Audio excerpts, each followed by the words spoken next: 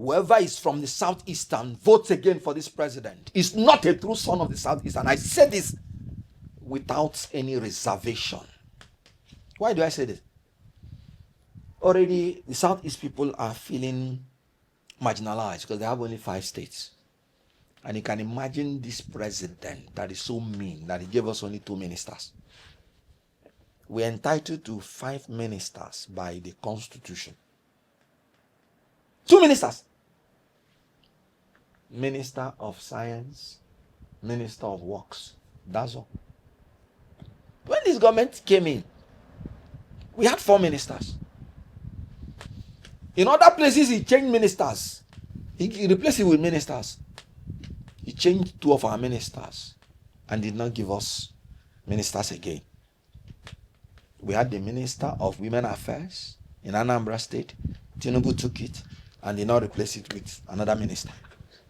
Don't tell me Minister of State. I've told you, Minister of State is an assistant to the Minister of Foreign Affairs. He's one Yusuf. Is Honorable Yusuf Tuga. That's the Minister of Foreign Affairs. So Anambra State now has no substantive minister.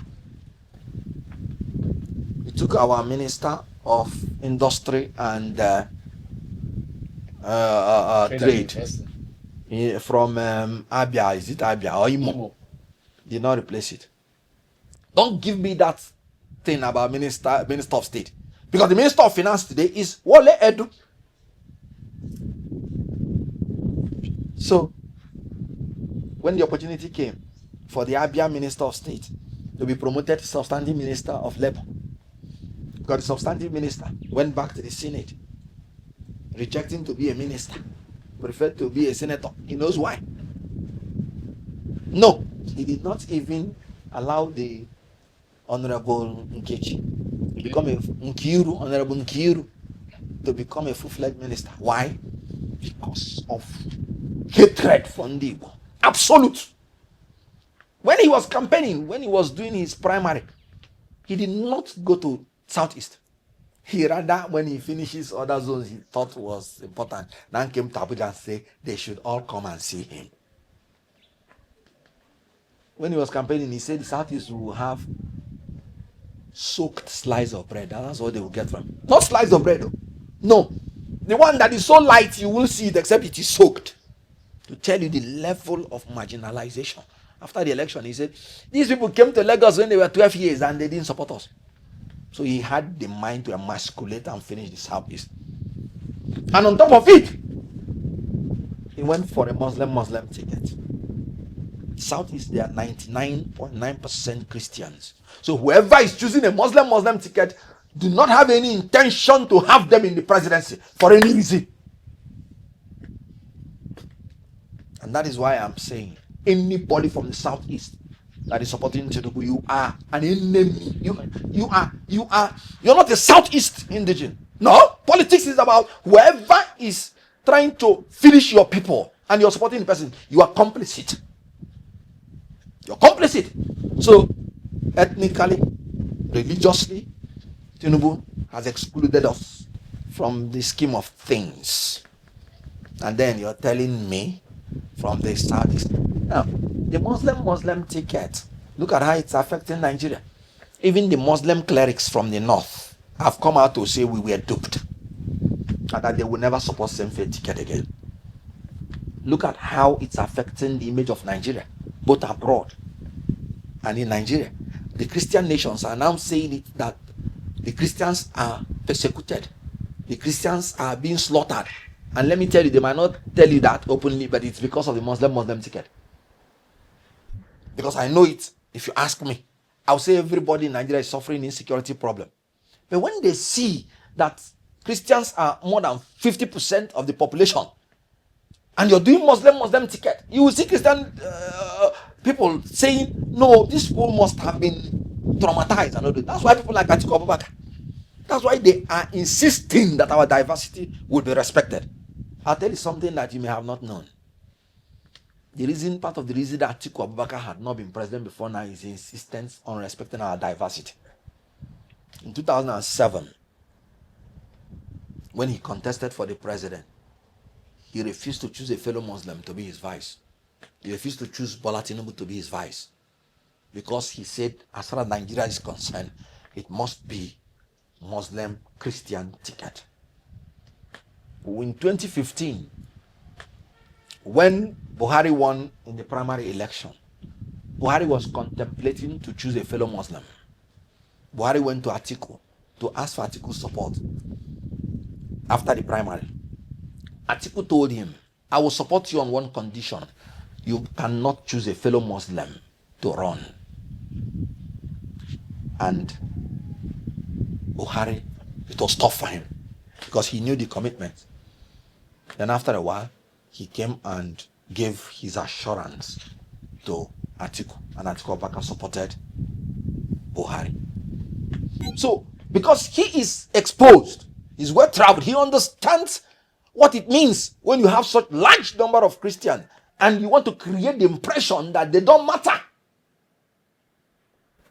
So now you can see how Tinubu is having problems with Muslim nations around the world because he's not performing. Muslims are being killed like chicken, and with Christian nations around the world. And you know, he has no solution to them. So coming from Southeast, you can see how Southeast people are hopeless under Tinubu. Now, you want to go to Southwest, his own people, who are the people that started crying, we are hungry? This is the government that has punished Southwest more than any other government in my life. I know the Southwest people to be people who work hard and they want to enjoy themselves after working hard. They are no longer badoing. They are now suffering head. If you go to Southwest now, you know, Benny. I lived in Lagos for 17 years. We like to enjoy. When I had my shops in Idumota. So when we walk in the evening, you come and see enjoyment. It is no longer there. What you are seeing is begging. This government has reduced Yoruba people to beggars. I know what I'm talking about. Yoruba people that like to work hard. Brilliant guys. I was taught by some very brilliant professors of Yoruba origin when I was reading my law. I so much like these people. Now Tinubu has reduced them to beggars. No more Eku Bandu. It's Eku suffering. That's what is happening in Southwest now. And he wants the Southwest to come and vote for him. Of course, they didn't even vote for Lagos State did not even vote for him in 2023. I believe that the other Southwest states will join up and remove this man. They are suffering. If you go inside the villages in Yoruba land, you will cry. And I know what I'm talking about. Let them prove me wrong. Are you talking about the North Central? No. Let's finish the South. Are you talking about South? Tinubu openly robbed River State of 6 months of the leadership they elected by themselves. Tell me any zone after going through what River State went through. 6 months of their resources being cutted away by strangers. All the projects meant to at least assuage the level of suffering in Nigeria that Governor Fubara had brought up for River State. Tinubu just suspended it. Suspended the leaders. Threw them out for nothing and brought a stranger to start destroying the resources of River State. You're from such zones outside and you're thinking, is something wrong with you? Are you talking about North Central? You're from Benue, you're from Plateau, you're from Taraba, which is going down to Northeast, and you're suffering this level of insecurity. Look at Kwara State now. You're talking about insurgency, they're now bombing. These are places that used to be peaceful. Look at Kogi. Look at Niger. Even natural disaster like flood will claim hundreds in Niger. Now in Abuja, you can see how a young lady fell and died. Insecurity everywhere. Insensitivity everywhere. Natural disaster, the government will display insensitivity. Insecurity, the government will display incompetence. Throughout North Central, it has been one tragedy or the other, that each succeeding event now is continually becoming a harbinger of disaster. Tell me who is in North Central that will remember Tinubu in 2027? You want to doubt me that he's not a one-term president?